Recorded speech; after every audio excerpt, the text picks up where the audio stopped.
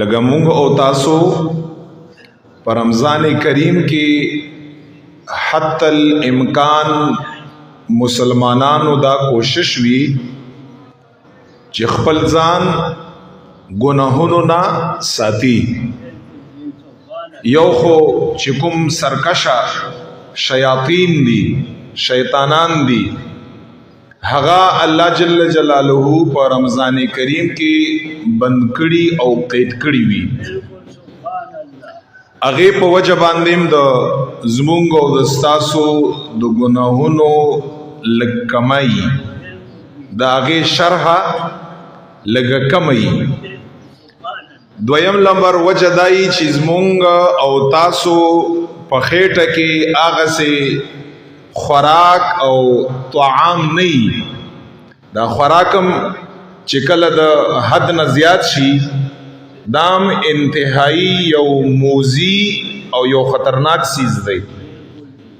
چې حد نه زیات شي د انسان شهوت ور سره زیات شي، او چې د انسان شهوت زیات شي دا شهوت د شیطان د پاره په انسان باندې د اٹیک او په ګناه کې مبتلا کولو د ټولو نه آسان لار ده. د شیطان دوه لارې دي، هغه زار ته ښایم وروستو، ځکه چې زمونږ او ستاسو موضوع ده مونږ به خپل ځان د ګناهونو نه څنګه بچ کوو. نو په رمضان کریم کې خو بندگیم لږه زیاته وي، اطاعت او فرمان برداری لږه ډېره وي، د هغې یو خپل برکت انسان سره شاملی.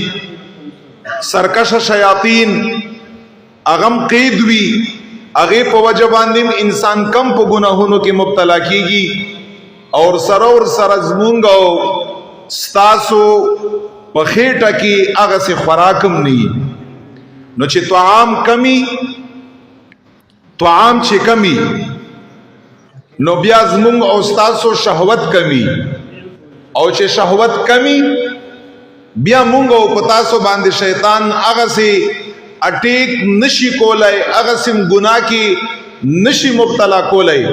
څنګه چې زما او ستا په خېټه باندې ماړه یو او شهوت د زما او د ستا زیاتی، او شیطان مو څنګه په ګناه کې مبتلا کوي، هغسې بیا شیطان په ګناه کې نشي مبتلا کولای.